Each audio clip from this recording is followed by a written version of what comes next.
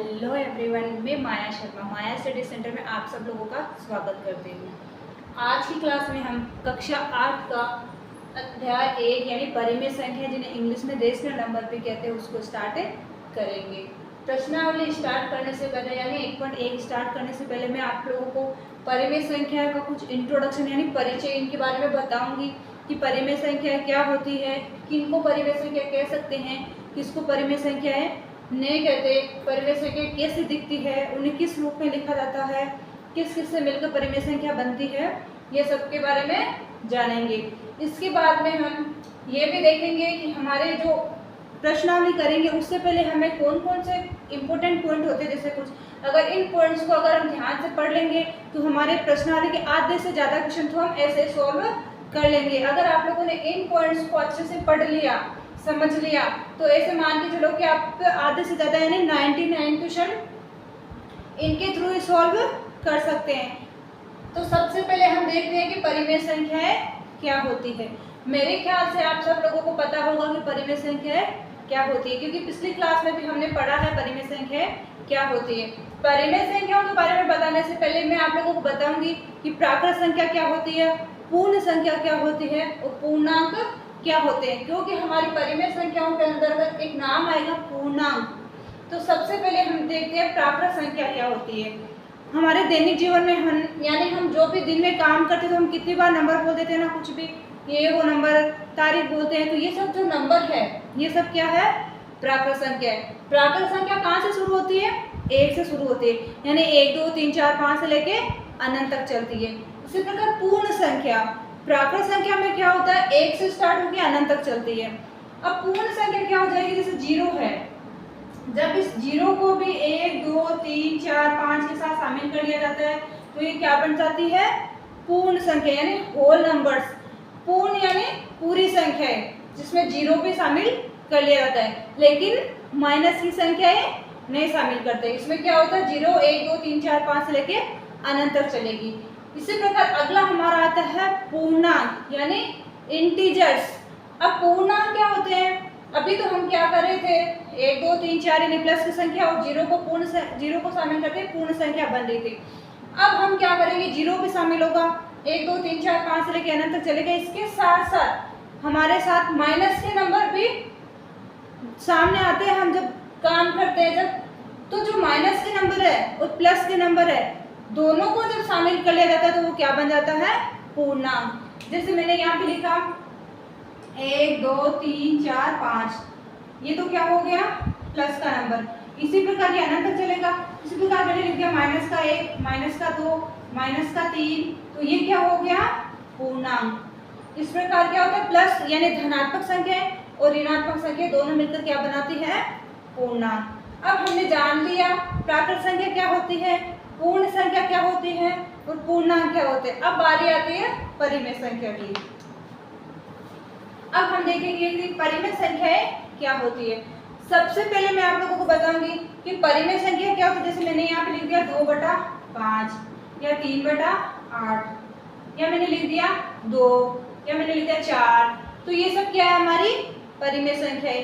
परिमेय संख्या क्या होती है, जिसको अपन P/Q के रूप में लिख सकते हैं। P/Q यानी ऊपर वाला क्या कहलाएगा P, नीचे वाला Q।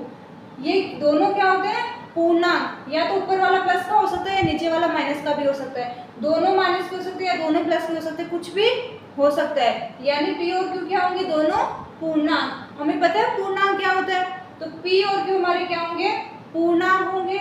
और ये जो Q है यानी जो नीचे वाला हर है, परिमेय संख्या अंश और हर से मिलके बनती है। तो जो हमारा ये Q है यानी नीचे वाला Q है ना, हर, ये कभी भी क्या नहीं होना चाहिए, 0 नहीं होना चाहिए।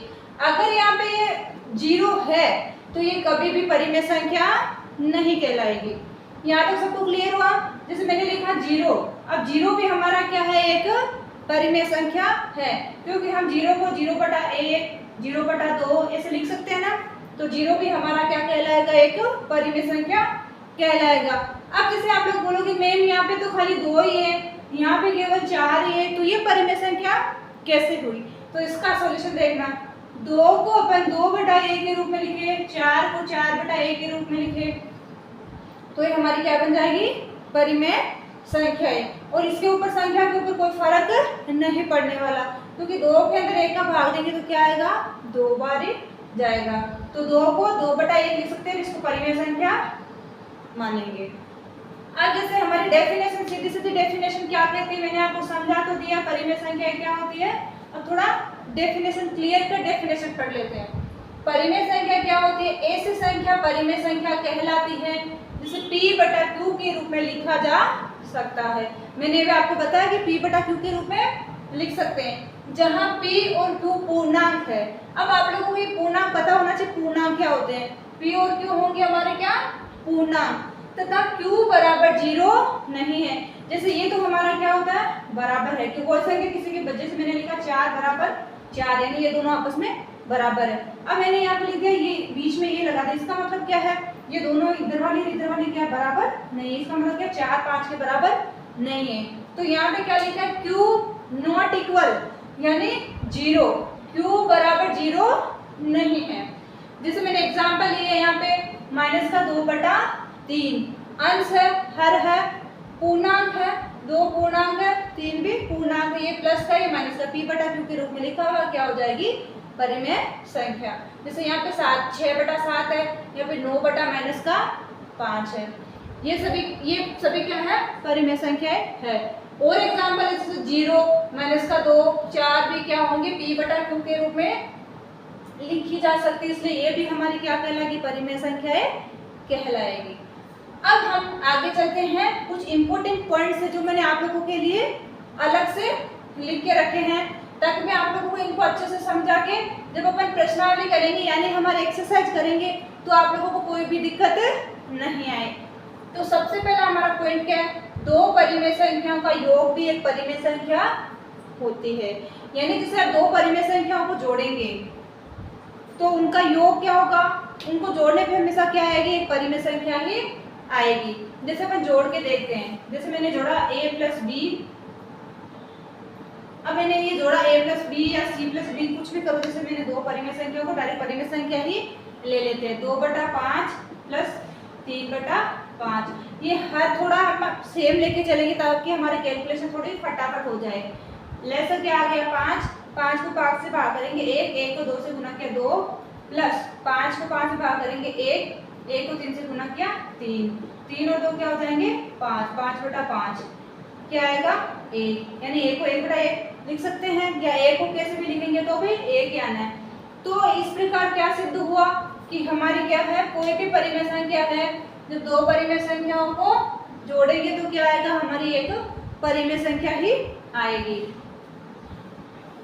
नेक्स्ट पॉइंट हमारा क्या है, 2 परिमेय संख्याओं का व्यवकलन भी एक परिमेय संख्या है। इसी प्रकार जैसे मैंने आपको भी एग्जांपल लेके समझाया ना, इसी प्रकार 2 परिमेय संख्याओं को घटाएंगे, जैसे यहाँ पे मैंने लिखा 2/3 - 1/2, इनको जब घटाएंगे तो क्या आएगा, परिमेय संख्या ही आएगी। जैसे कितना आएगा, 3 दूनी 6, 3 का भाग करेंगे 2 बार, 2 को 2 से गुना करेंगे 4 बार, 2 का भाग देंगे 3 बार, 3 को 1 से गुना करेंगे 3, 4 में से 3 निकला 1/6 आ रहा परिमेय संख्या। तो कहने का मतलब क्या, 2 परिमेय संख्याओं को जब घटाएंगे जब क्या आएगा, परिमेय संख्या ही आएगी। तीसरा पॉइंट क्या, 2 परिमेय संख्याओं का गुणनफल भी एक परिमेय संख्या है। जैसे 2 परिमेय संख्याओं को गुना करेंगे 2/5 गुना 4/3, 4 दूनी 8 बटे 5 × 15, तो भी क्या आएगी, एक परिमेय संख्या ही आएगी। चौथा पॉइंट क्या है, 2 परिमेय संख्याओं का भाग करने पर भी एक परिमेय संख्या आती है। लेकिन यहाँ पे एक गड़बड़ है, 2 परिमेय संख्याओं को भाग करने पर भी एक परिमेय संख्या आएगी, लेकिन यही बात खाली शून्य के लिए लागू नहीं होगी, क्योंकि किसी भी परिमेय संख्या a के लिए, यानी कोई परिमेय संख्या है जैसे a यानी 5 है, उसको 0 से अगर अपन विभाजित करेंगे तो वो परिमेय संख्या कहलाएगी क्या, नहीं कहलाएगी। क्यों, क्योंकि q हमारा कभी भी क्या नहीं होना चाहिए, 0 नहीं होना चाहिए। अगर यहाँ पे 0 आ गया तो परिमेय संख्या ही नहीं है, तो यहाँ पे क्या करेंगे, a के लिए a/0 परिभाषित नहीं है। यदि शून्य को शामिल नहीं करें तो दूसरे सभी परिमेय संख्याओं का समूह भाग के अंतर्गत संवृत है, यानी अगर शून्य को शामिल नहीं करेंगे तो बाकी सबके लिए परिमेय संख्या ही आएगी, अगर भाग करेंगे जब भी। अब हमारा नेक्स्ट है क्रम विनिमेयता नियम। क्रम विनिमेयता यानी अगर क्रम क्रम को चेंज कर दे तो उसके ऊपर क्या नियम बना हुआ है परिमेय संख्याओं के लिए, वो देखते हैं। पहला पॉइंट क्या है, दो परिमेय संख्याओं के लिए योग क्रम विधि में है, यानी दो परिमेय संख्याओं को किसी भी क्रम में जोड़ा जा सकता है। इसका मतलब क्या है, जैसे आप दो परिमेय संख्याओं को जोड़ेंगे, मैंने यहाँ पे लिखा 4/3 प्लस 2/4 ले लो, इनको जोड़ेंगे तो या तो इनको ऐसे जोड़ लो या फिर 2/4 प्लस 4/3 जोड़ लो, क्या आएगा आंसर बराबरी आएगा। इनका अगर क्रम भी चेंज कर देंगे, अगर आगे पीछे करके जोड़ेंगे तो भी क्या आएगा आंसर सेम आएगा। कहने का मतलब क्या, दो परिमेय संख्याओं के लिए योग क्रम विधि में यानी दो परिमेय संख्या को किसी भी क्रम में जोड़ा जा सकता है, a प्लस बी करो या b प्लस a करो, इनको जोड़ के देख लो लेस से लेके, ये क्या आएगा मैं एक समझा के बताती हूँ आपको जोड़ वाला, फिर आप नेक्स्ट खुद करके देखना। जैसे इनका लेस कितना आएगा 12, 3 का भाग लगेंगे 4 बार, 4 को 4 से गुना करेंगे 16, प्लस 4 का भाग लगेंगे 3 बार, 3 को 2 से गुना करेंगे 6, बराबर इधर भी सेम ही 12, 6 प्लस 16, इधर कितना हो गया 22 ना, 22/12, इधर 22/12, सेम आ रहा ना। इसका मतलब क्या, दो परिमेय संख्याएं हैं, उनको अगर आप क्रम चेंज करके जोड़ोगे, यानी आपको कोई भी 5/7, 8/9 को जोड़ना है तो आप पहले 5/7 लिख लो या 8/9 लिख लो, कैसे भी क्रम चेंज करके लिख लो, परिमेय संख्या सेम ही आएगी। अगला क्या है, दो परिमेय संख्याओं के लिए व्यकलन क्रम विधि में नहीं है। इसका मतलब क्या है, परिमेय संख्याओं को जब घटाएंगे तो ये जरूरी नहीं है कि वो दोनों वापस घटाने पे सेम ही आएगी। अभी जैसे अपन एग्जाम्पल लिया ना, उसमें अपन घटा के भी देख सकते हैं, जैसे a प्लस बी यानी दो संख्या को पहले इधर जोड़ेंगे, फिर उनका क्रम चेंज करना है, यानी जो इधर लिखी थी उसको पहले आगे करना है, दूसरी को पीछे करना है। जैसे मैं आपको एग्जाम्पल लेके बता दूँ, 2/5 माइनस 4/7, अब अपन क्या करेंगे 4/7 माइनस 2/5, अब इसको एक बार चेक करते हैं सेम आ रहा है क्या, कितना आ जाएगा 7×5 = 35, 5 का भाग लगेंगे 7 बार, 7 को 2 से गुना करेंगे तो 14, 7 का भाग लगेंगे 5 बार, 5 को 4 से गुना करेंगे तो 20, इधर भी सेम ही 7 का भाग लगाएंगे 5 बार, 5 को 4 से 20 माइनस 7, 7 दूनी 14। अब देखिए क्या आता है, 14 में से 20 निकालेंगे तो 20 में से 14 निकाला तो 6, किसका माइनस का, इधर करेंगे तो 6 आएगा लेकिन प्लस का, दोनों सेम है क्या, नहीं है, क्योंकि एक संख्या प्लस की और एक संख्या माइनस की है। तो इसका मतलब क्या हुआ कि जब दो परिमेय संख्याओं को घटाएंगे तो अगर उनका क्रम चेंज कर देंगे तो आंसर भी अलग आएगा, क्रम विनिमय का नियम लागू नहीं होता है। नेक्स्ट पॉइंट हमारा क्या है, परिमेय संख्याओं के लिए गुणनफल क्रम विनिमय है।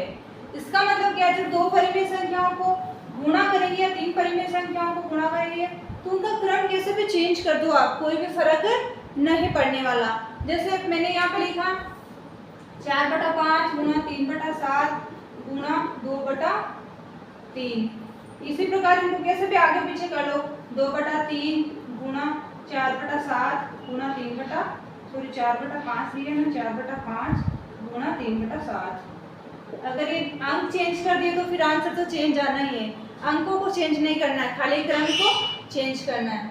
4/5 3/7 2/3 सेम है ना, कुछ कट रहा है तो काट दो, 3 से 3 कट रहा है ना, बाकी कुछ तो नहीं कट रहा, इधर भी 3 से 3 कट हो जाएगा, क्या आएगा 4 दूनी 8 और 5 7 35, इधर भी क्या आएगा 4 दूनी 8 और 5 7 35, दोनों इक्वल इक्वल आ रहे हैं ना।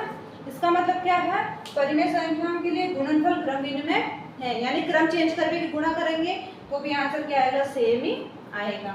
नेक्स्ट पॉइंट क्या, परिमेय संख्याओं के लिए भाग क्रम विनिमय नहीं है। इसका मतलब क्या है, दो परिमेय संख्या आपस में भाग कराएंगे तो उनको क्रम चेंज करने पे सेम कभी भी नहीं आएगा, दोनों में चेंज आएगा, इसलिए इनके लिए क्रम विनिमय का नियम भाग के लिए कभी भी लागू नहीं होएगा। नेक्स्ट हमारा पॉइंट क्या है, साहचर्यता नियम।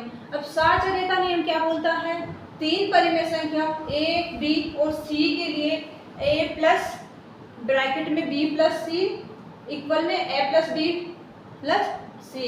यानी साक्षरता नियम क्या बोलता है, जैसे आपको तीन संख्याएं दी है 3 4 5, इनको आप 3 को इधर रख लो, 4 + 5 कर दो, या फिर 3 + 4 करके प्लस में 5 कर दो। कुछ भी फर्क पड़ने वाला है क्या?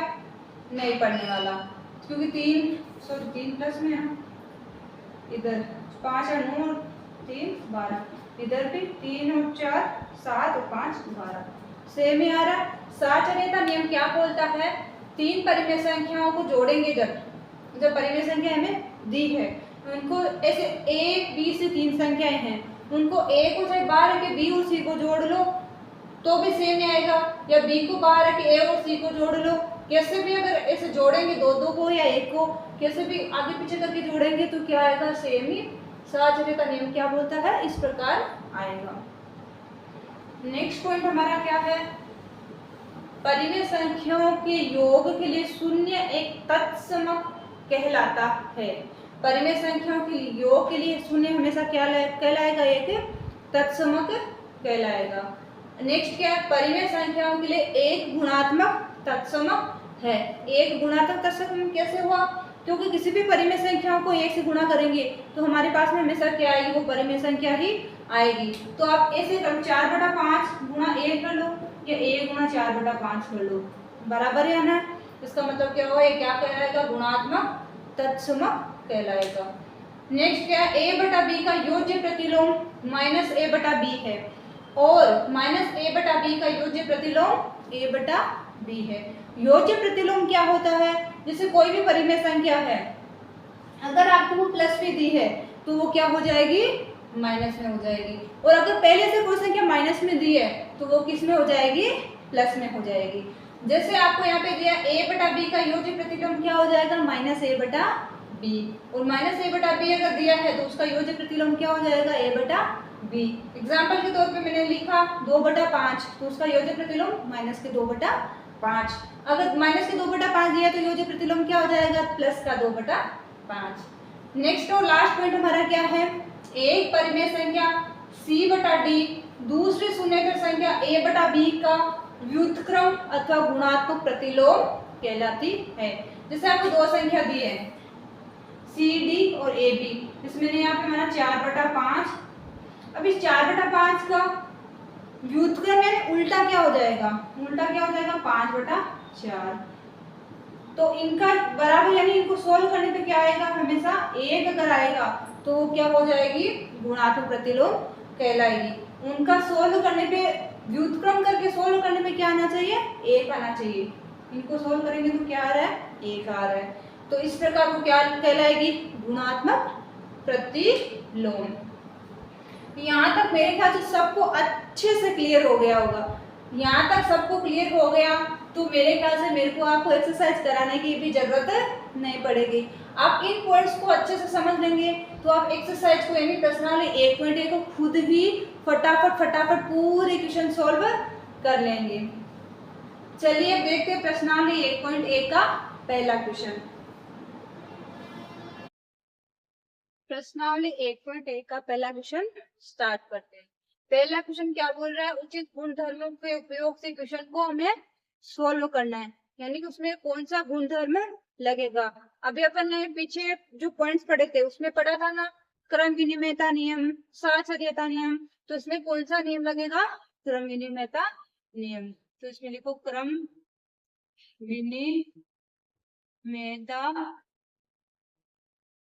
नियम से। क्रम विनिमयता नियम क्या बोला था कि दो परिमेय संख्या, कितनी भी परिमेय संख्या, उनको अगर आगे पीछे करके जोड़ेंगे तो कुछ भी आंसर में चेंज नहीं आएगा। क्या है, 2/3, पहले क्वेश्चन उतारते हैं, 2/3 गुणा 3/5 प्लस 5/2 माइनस 3/5 गुणा 1/6।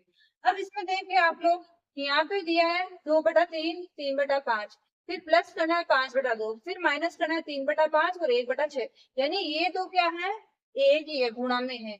इस प्रकार ये दोनों क्या है, एक ही है। या तो पहले इन दोनों को गुणा करके सोल्व करो, इन दोनों को गुणा करो, इधर इसको गुणा करो, इधर इसको गुणा कर लो। इसको करेंगे जब 3 दूनी 6 यानी -6, 5 3 15। इस प्रकार प्लस 5/2 माइनस ये भी 3 और 6 पंजे 30। अब क्या करेंगे, हमें इधर कुछ आस दिख रही है, यानी क्वेश्चन को अपन इजी तरीके से सॉल्व कैसे करें, उसका हमें कुछ व्यू दिख रहा है। जैसे ये 6/15 ये 3/30 है, यानी इन दोनों को क्रम चेंज करके इजी तरीके से सॉल्व कर सकते हैं ना। तो सबसे पहले हम क्या करेंगे, -6/15 के पास में क्या लेके आएंगे, माइनस का 3/30 और प्लस का 5/2 को इधर साथ कर देंगे। अब इन दोनों का लसागु कितना आ जाएगा, 30। 30 लस लेंगे तो 15 को भाग देंगे तो कितनी बार, 2 बार। 2 बार गया, 2 को 6 से गुना करेंगे तो माइनस का 12। फिर माइनस का कितना हो जाएगा, 30 को 30 से भाग करेंगे एक बार, 1 को 3 से गुना करेंगे तो 3। इधर प्लस का 5/2। अब इनको सोल्व कर दो, या इसको यहाँ क्रम चेंज कर दिया ना, साथ में लसा लेके सोल्व कर देते हैं, इजी रहेगा आपके लिए। अभी फिर से लसा लेना पड़ेगा। फिर क्या है, प्लस 2 का भाग देंगे तो 15 बार, 15 को 5 से गुना करेंगे तो 75। अब माइनस माइनस वालों को जोड़ लो, 12 और 3 माइनस में 15 प्लस 75/30 कितना हो जाएगा, 75 में से 15 निकालेंगे तो 60 प्लस के बटे 30, 30×60, यानी आंसर कितना आ रहा है, 2 आ रहा है। कहने का मतलब कि अपन को क्रम को चेंज करके अपन क्वेश्चन को सॉल्व करेंगे तो इजी तरीके से हो जाएगा। क्रम को आगे पीछे करेंगे तो कुछ फर्क नहीं पड़ने वाला। तो इसको आप ऐसे भी कर सकते थे, इन दोनों को गुणा नहीं करके डायरेक्ट इसके पास में इसको पूरे को उठा के लेके आ जाओ, प्लस का जो 5 था तो उसको बाद में रख दो, कैसे भी सॉल्व कर सकते हैं। सेकंड क्वेश्चन हमारा क्या बोल रहा है, 2/5 गुणा 3/7। अब देखिए इसी प्रकार ऐसे इधर कोई सी भी संख्या दिख रही है तो सेम जिनका लेस आ सकता है जो कर सकते हैं, जिनको अपन क्रम चेंज करके क्वेश्चन को आसान बना सकते हैं। इसमें भी क्रम मेहता नियम लगेगा।